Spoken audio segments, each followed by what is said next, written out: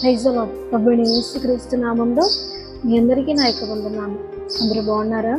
ప్రతిదినం దేవుని యొక్క వాగ్దానం ద్వారా మీరు బలపరచబడుతున్నారని ఆశిస్తున్నాను. నిజంగా దేవుడు మన చెయ్యి పట్టుకున్నాడు అని అంటే, పట్టుకున్న దేవుడు ఎప్పుడు కూడా చెయ్యి విడవడు. ఎందుకంటే మన తల్లిదండ్రులు అయినప్పటికీ కూడా, ఇంకా ఎవరైనప్పటికీ కూడా ఒక సమయం వచ్చినప్పుడు వాళ్ళ కాళ్ళ మీద వాళ్ళు నిలబడతారులే అని చెప్పేసి చెయ్యి విడిచిపెడతారేమో, కానీ ముదిమి వచ్చేంత వరకు కూడా ఆయన చెయ్యి విడిచిపెట్టడం కాదు, చంకదించినంత గారాభంగా, చంకదించినంత ప్రేమగా దేవుడు నిన్ను నన్ను చూసుకుంటానని ఎంతో ధైర్యం కలిగిన మాటలు, ఆదరణ కలిగిన మాటలు దేవుడు మనతో మాట్లాడుతున్నాడు. ఆయన మన విషయంలో ఫుల్ రెస్పాన్సిబిలిటీని తీసుకుంటాడు. సగం బాధ్యతను కాదు, కానీ మొత్తం బాధ్యతని, సంపూర్ణమైన బాధ్యతని దేవుడు తీసుకుంటాడు. కాబట్టి ఆయన ఒక మాట అంటాడు కదండి, నీకేమైనా అయితే నిన్ను ముట్టిన వాడు నాకు అనుగుడ్డును ముట్టినట్టు. నిజంగా ఒక్క మాట సరిపోతుందండి మన లైఫ్కి. నిజంగా చూడండి, నీకున్న నీ రిలేటివ్స్గా కానీ ఎవరైనా కానీ నీ క్లోజ్ రిలేటివ్స్ ఎవరికైనా కానీ ఫస్ట్ ఏం చేస్తారంటే, వాళ్ళ కళ్ళల్లో దుమ్ము పడింది అనుకోండి, ఇద్దరు కళ్ళల్లో ఒక్కసారి దుమ్ము పడింది అనుకోండి, నా కళ్ళలో దుమ్ము పడిందని ఫస్ట్ వారి కళ్ళలో దుమ్ము తీసుకున్న తర్వాత నీ కళ్ళలో దుమ్ము చూస్తారు కదండి. కానీ దేవుడు అలా కాదు.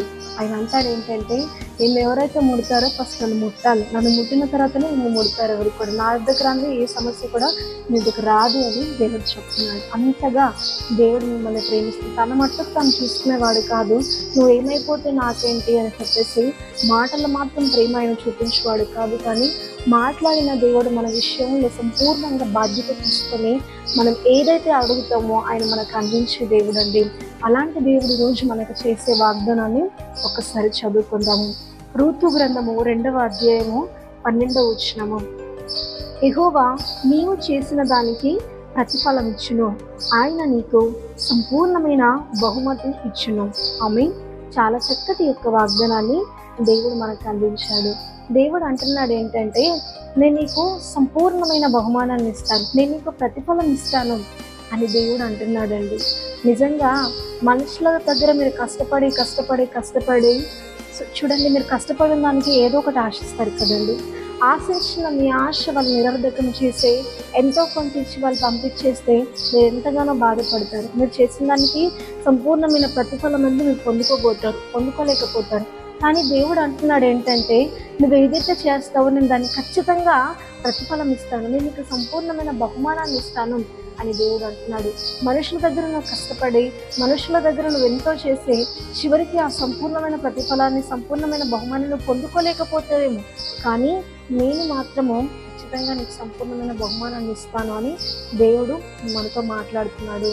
నీకు ఇది ఇస్తాను, నేను చేస్తాను, నువ్వు బాధపడాల్సిన అవసరం లేదు అని చెప్పేసి నీ వద్ద అవసరం తీర్చుకున్నంతసేపు, నిన్ను వాడుకున్నంతసేపు మనుషులు ఎంతో బాగా మాట్లాడతారండి. వాళ్ళు మాట్లాడిన మాటలు మనం నమ్మి ఏం చేస్తామంటే, వాళ్ళు చెప్పింది చేస్తాము, వాళ్ళ అవసరతను తీరుస్తాము, వాళ్ళకు మనం ఎంతగానో ఉపయోగపడతాము. కానీ వాళ్ళ అవసరత అనేది తీరిన తర్వాత వాళ్ళు ఏం చేస్తారంటే, చాలామంది మనల్ని బాధ తెచ్చి మనం పంపించడం అనేది జరుగుతూ ఉంటుంది.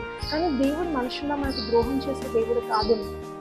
నువ్వు చేసిన నీ సత్క్రియకే కానీ, నువ్వు చేసిన ప్రార్థనకే కానీ దేవుడు ఖచ్చితంగా బహుమతి ఇస్తాడు. ఆ బహుమతి కొన్నిసార్లు లేట్ అవ్వచ్చు, కానీ మీరు ఎంత మాత్రమే తిరిగిపోకండి. ఈరోజు మీ జీవితంలో నీతి కలిగిన ప్రవర్తిస్తున్నారేమో, ఈరోజు నీ జీవితంలో బలమైన ప్రార్థనలు చేస్తున్నారేమో, అయినప్పటికీ నీ లైఫ్ అనేది ఎడారిగా ఉందేమో, అయినప్పటికీ నీ జీవితం ఇంకా అసలు ఏమీ లేనట్టు, అంతా అసలు చాలా ఏమీ లేనట్టు ఉందేమో, కానీ ఒక్కరోజు కాకుండా ఒకరోజు దేవుడు నువ్వు చేసిన ప్రార్థనలు ఎప్పుడు కూడా మర్చిపోకుండా, దేవుడు నువ్వు కలిగిన నీతిని ఎప్పుడు కూడా మర్చిపోకుండా దానికి ప్రతిఫలం ఇచ్చే సంపూర్ణమైన బహుమానాన్ని ఆయన ఎప్పుడు కూడా మర్చిపోకుండా నీకు ఇస్తానని దేవుడు వాగ్దానం చేస్తున్నాడు. మీరు వచ్చిన దేవుడు నమ్మదగిన దేవుడు, నమ్మకమైన దేవుడు. మనుషులు కొన్నిసార్లు నమ్మకమైన వారు కాదు, కానీ దేవుడు మాత్రం ఎల్లవేళలా మనం నమ్మవలసిన దేవుడు, నమ్మదగిన వాడై ఉన్నాడు. కాబట్టి బాధపడకండి. మీరు ప్రార్థన చేస్తున్న ప్రార్థన ఎక్కడికి వెళ్ళట్లేదు, ఖచ్చితంగా ఆయన దానికి ప్రతిఫలం ఇస్తాడు. ఆలస్యం కావచ్చు, కానీ ప్రతిఫలం మాత్రం ఎక్కడికి వెళ్ళదు. ఎందుకంటే మీరు సేవ చేస్తుందైనా, మీరు ప్రార్థన చేస్తుందైనా, మీరు నీతి కలిగిన ప్రవర్తన కలిగి జీవిస్తుంది అయినప్పటికీ ఆయన దృష్టిలో కాబట్టి అదెన్నటికీ కూడా మర్చిపోబడదు. ఆయన గ్రంథంలో అది లిఖితమై ఉంటుంది. ఆయన ఎప్పుడు దాన్ని జ్ఞాపకం చేసుకుంటాడు. కాబట్టి ధైర్యంగా ఉండండి. దేవుడి ప్రతిఫలం అనేది మీకు సమీపముగా ఉంటుంది.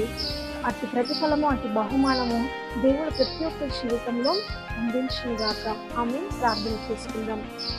పరలోకమందున్న మా తండ్రి, నీకు వందనాలు. చాలా చక్కటి వాగ్దానాన్ని మాకు అందించావు. నిజంగా నువ్వు అంటున్నావు ప్రభువా, నువ్వు చేసిన దానికి నేను ప్రతిఫలం ఇస్తాను అని అంటున్నావు తండ్రి. మనుషులు మమ్మల్ని వాడుకొని విడిచిపెట్టారు. ఎంతో మందిని తండ్రి అవసరం ఉన్నంతసేపు ఒకలాగా మాట్లాడి, అవసరం తీరిన తర్వాత తండ్రి నిజంగా వాళ్ళు మమ్మల్ని ఎంతగానో ఉపయోగించుకొని తండ్రి చివరికి మమ్మల్ని బాధ పెట్టి ఆ ప్రతిఫలాన్ని మాకు సరిగ్గా అందించక తండ్రి మా ఇద్దరు వెళ్ళిపోయిన వారు ఎంతోమంది ఉన్నారు తండ్రి. ఎంతోమంది జీవితంలో అలాంటి ద్రోహం జరిగింది. కానీ నేను నిన్ను నమ్ముకున్నాము, నువ్వు నమ్మదగిన దేవుడవు. మనుషులు నమ్మకమైన వారు కాకపోయినప్పటికీ కూడా నువ్వు నమ్మదగిన దేవుడవు. నువ్వు మేము చేసిన దానికి ప్రతిఫలం ఇస్తావు తండ్రి. ఒకరోజు కాకుండా ఒకరోజు ప్రతిఫలం ఇస్తావని తండ్రి, బహుమానాన్ని ఇస్తావని తండ్రి ఈరోజు మాకు వాగ్దానం చేసినందుకు మీకు వందనాలు. అట్టి వాగ్దానం ప్రతి జీవితంలో మీరు నెరవేర్చండి. నమ్మిన ప్రతి జీవితంలో నెరవేర్చండి. నీకే మహిమ, ఘనత, ప్రభావం చెల్లించుకుంటాం. ప్రభు యేసుక్రీస్తు నామంలో అడిగి వేడుకుంటున్నాము తండ్రి. ఆమేన్.